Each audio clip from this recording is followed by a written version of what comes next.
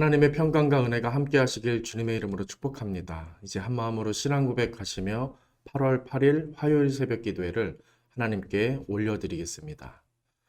나는 전능하신 아버지 하나님 천지의 창조주를 믿습니다. 나는 그의 유일하신 아들 우리 주 예수 그리스도를 믿습니다. 그는 성령으로 잉태되어 동정녀 마리아에게서 나시고 본디오 빌라도에게 고난을 받아 십자가에 못 박혀 죽으시고 장사된 지 사흘 만에 죽은 자 가운데서 다시 살아나셨으며 하늘에 오르시어 전능하신 아버지 하나님 우편에 앉아 계시다가 거기로부터 살아있는 자와 죽은 자를 심판하러 오십니다. 나는 성령을 믿으며 거룩한 공교회와 성도의 교제와 죄를 용서받는 것과 몸의 부활과 영생을 믿습니다. 아멘. 전능하신 아버지 하나님, 오늘 이 아침에도 하나님 말씀으로 하루를 시작하게 하시니 감사드립니다. 주님을 사랑하는 하루 되게 하시고 주님의 말씀 앞에서 순종하며 그래서 주님 주시는 은혜와 능력으로 힘있게 살아가는 그런 믿음의 하루 되게 하옵소서. 예수님의 이름으로 기도드립니다. 아멘. 하나님 말씀 보시겠습니다. 예레미야 20장 7절에서 13절까지 말씀입니다. 구약성경 예레미야 20장 7절에서 13절까지 말씀 제가 봉독합니다. 여호와여 주께서 나를 권유하심으로 내가 그 권유를 받아싸우며 주께서 나보다 강하사 이기셨으므로 내가 조롱거리가 되니 사람마다 종일토록 나를 조롱하나이다. 내가 말할 때마다 외치며 파멸과 멸망을 선포하므로 여호와의 말씀으로 말미암아 내가 종일토록 치욕과 모욕거리가 됨이니이다. 내가 다시는 여호와를 선포하지 아니하며 그의 이름으로 말하지 아니하리라 하면 나의 마음이 불붙는 것 같아서 골수에 사무치니 답답하여 견딜 수 없나이다. 나는 무리의 비방과 사방이 두려움을 들었나이다. 그들이 이르기를 고소하라. 우리도 고소하리라 하오며 내 친한 벗도 다 내가 실족하기를 기다리며 그가 혹시 유혹을 받게 되면 우리가 그를 이기어 우리 원수를 갚자 하나이다. 그러하오나 여호와는 두려운 용사 같으시며 나와 함께 하심으로 나를 박해하는 자들이 넘어지고 이기지 못할 것이오며 그들은 지혜롭게 행하지 못함으로 큰 치욕을 당하오리니 그 치욕은 길이 잊지 못할 것이니이다. 의인을 시험하사 그 패부와 심장을 보시는 만군의 여호와여 나의 사정을 주께 아뢰었사온즉 주께서 그들에게 보복하심을 나에게 보게 하옵소서. 여호와께 노래하라. 너희는 여호와를 찬양하라. 가난한 자의 생명을 행악자의 손에서 구원하셨음이니이다. 아멘. 다시 한번 말씀을 천천히 읽으시면서 개인적으로 묵상하는 시간을 갖도록 하겠습니다.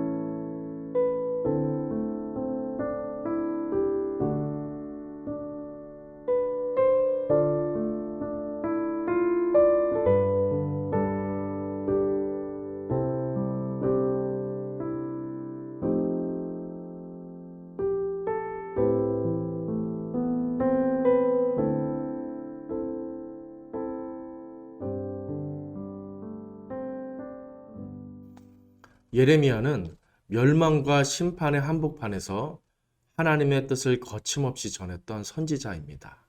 물론 다른 선지자들도 그와 같은 상황에서 사역을 했었습니다. 하지만 예레미야를 좀 더 힘주어서 이렇게 소개하고 싶은 것은 그가 선포한 하나님 심판의 말씀이 먼 훗날 일어날 일이 아니라 자신도 직접 곧 경험하고 눈으로 볼 심판이었기 때문입니다. 그렇게 예레미야는 이스라엘이 목숨처럼 여겼던 예루살렘, 이 예루살렘이 이방 바벨론 제국에 짓밟히는 심판을 예언했고요. 자신도 남유다 모든 백성들과 함께 이 엄청난 멸망과 심판을 겪게 될 거라고 예언을 한 것입니다. 그 심판의 상황은 유다와 이스라엘 전 역사에서 가장 잔인했고 포악했습니다. 그 상황이 너무 심해서 아이들이 큰 충격으로 거리에서 기절해 죽었다라는 기록이 있을 정도입니다. 그렇게까지 유다의 심한 심판이 임했던 가장 결정적인 이유, 그 이유가 무엇이겠습니까? 그 백성들이 선지자의 말을, 하나님 말씀을 듣지 않았기 때문입니다. 항상 그렇습니다. 하나님의 말씀이 없었던 게 아니라 하나님의 말씀을 듣지 않았기 때문인 겁니다. 아수르에 망했던 북이스라엘처럼 이 남유다도 하나님의 말씀을 무시했고요. 자기 편의와 기분에 따라서만 듣고자 하고 받아들이고자 하면서 하나님을 전혀 존중하지 못했습니다. 그래서 사회적으로 또 윤리적으로 종교적으로 온갖 불의를 행했고 북이스라엘의 멸망을 보면서 경각심을 갖기보다는 오히려 우리는 안 그랬다. 우리는 그 위기를 피해갈 수 있었다. 우리에게 닥치지 않았다 하면서 자만하고 교만한 모습을 보였던 겁니다. 그래서 그 유명한 사건, 예레미야가 나무멍에를 메고 하나님의 징계를 전했던 그 사건을 다시 좀 우리는 기억할 필요가 있습니다. 심판은 정해진 것이므로 순순히 받아들여야만 했는데 그 심판을 그렇게 받아들이면 가벼운 심판이 임할 거라는 자비의 말씀을 하나님이 예레미야를 통해서 나무멍에를 통해서 보여주며 들려주셨습니다. 그런데 이 백성들은 그런 예레미야를 완강히 거부했고 불쾌해하면서 하나님의 말씀을 거부하고 내던졌습니다. 그래서 그들은 쇠멍에와 같은 아주 무서운 징계, 무거운 징계를 받게 되었고 결국 예루살렘이 완전히 초토화되는, 완전히 파괴되고 마는, 그리고 이 백성들도 아주 힘겨운 노예 생활을 하게 되는 그런 쇠멍에와 같은 무서운 심판의 징계를 받게 되는 것입니다. 믿음은 하나님의 말씀을 받들고 귀담아 듣고 순종하는 것이구나라는 것을 저는 다시 한번 좀 깨닫게 됩니다. 그래서 믿음은 교만의 반대말이다라고 말씀드리고 싶습니다. 우리는 예레미야서를 묵상하며 매일매일 이 사실을 되새겨야만 할 것입니다. 그리고 또 한 가지, 심판을 말씀하시는 하나님과 그 말씀을 듣지 않고 제 갈 길로만 가고자 하는 백성들 사이에서 이 예레미야가 어떻겠습니까? 예레미야는 누구보다 괴로워하고 슬퍼합니다. 그래서 그를 눈물의 선지자라고 그렇게 부르기도 합니다. 심판과 멸망이 보이는데, 뻔히 눈앞에 확실히 보이는데, 그것이 분명한데 백성들은 어떻습니까? 전혀 듣지 않습니다. 전혀 회개하지 않습니다. 말씀을 전혀 받지 않습니다. 절벽으로 불구덩이로 들어가는 백성들의 모습을 보며 이 선지자는 한없이 슬프고 괴로웠던 겁니다. 또 자기는 사명을 다하지만 아무 효력이 없는 것 같아서 어떻습니까? 더욱 고뇌하며 괴로워하는 것입니다. 더욱이 한 인간으로서 그 누구의 지지도 받지 못하고 거부당하고 핍박당하는, 그럼에도 자신은 그 길을 계속해서 가야만 하는 그런 고독하고 괴로운 길을 힘겹게 걸어가야 하는 이 예레미야. 이 예레미야는 할 수 있는 것, 결정할 수 있는 것이 전혀 없는 그런 아주 힘겨운 상태인 것입니다. 그래서 울고 또 울 수밖에 없는 그런 선지자의 삶을 살았던 겁니다. 그래서 예레미야서는 예언서이면서 시가서가 됩니다. 심판 예언의 서사적인 메시지가 그 안에 있지만 다윗처럼 하나님께 하소연하고 몸부림치는 시편과 기도가 있기 때문입니다. 하지만 하나님은 어떤 분이십니까? 우리가 성경을 통해 알고 배우고 깨달은 하나님이 어떤 분이십니까? 자기 백성을 망하게 그냥 두시는 분이십니까? 그렇게 포기하시는 분이십니까? 절대 아닌 것입니다. 심판의 하나님이시지만 그분은 심판을 선포하고 행하시지만 동시에 회복과 구원을 이루시는 분이신 겁니다. 항상 그 심판 안에는 반드시 회복과 구원의 계획을 갖고 계신 것입니다. 그래서 예레미야는 심판과 함께 그 후에 일어날 놀라운 회복과 구원을 말하죠. 그런 맥락을 좀 다시 한번 되새기고 다시 한번 떠올리면서 오늘 본문을 살펴보도록 하겠습니다. 1절에 보시면 하나님이 예레미야를 부르시고 그에게 선지자의 삶을 권유하셨다라고 나오는데 전혀 은혜롭지 않은 뉘앙스가 느껴집니다. 뭐라고 합니까? 내가 종일토록 조롱거리가 되었다. 두 번이나 반복해서 말합니다. 8절에서도 내가 종일토록 치욕과 모욕거리가 되었다. 그렇게 계속해서 말하면서 자신의 처지를 한탄하며 하나님께 하소연하고 있습니다. 그런데 그런 선지자를 우리가 욕할 수 없는 게 하나님은 예레미야를 그 조롱과 치욕과 모욕의 자리로 부르시고 실제로 권유하셨기 때문입니다. 그의 입에서 나오는 모든 말들은 하나님이 다 주신 말들 뿐이었는데 이 말들은 사람들의 분노와 증오를 불러일으킬 만한 말들 뿐이었습니다. 그는 정말이지 사람들에게 사랑과 인기를 받을 수가 없었습니다. 그의 입에는 은혜의 말보다는 멸망의 말로 가득했기 때문입니다. 그래서 선지자는 그 자리를 떠나고 싶어 합니다. 그 말을 하고 싶어 하지 않습니다. 사람이라면 누구나 그럴 것입니다. 그런데 9절에 보면 뭐라고 합니까? 그러려고 다짐하는데 도저히 그럴 수가 없다는 겁니다. 아무리 욕을 먹고 조롱거리가 되더라도 더 견딜 수 없는 불이, 하나님 말씀으로 인한 그 불이, 사명으로 인한 그 부르심에 합당한 불이 자신의 가슴 속에, 이 선지자의 마음 속에 가득 채워지고 불타오르기 때문입니다. 이것이 사명이 아닐까, 이것이 믿음이 아닐까 싶습니다. 내가 붙잡고 가는 것도 참 숭고하고 대단한 일이지만 그것은 한계가 있습니다.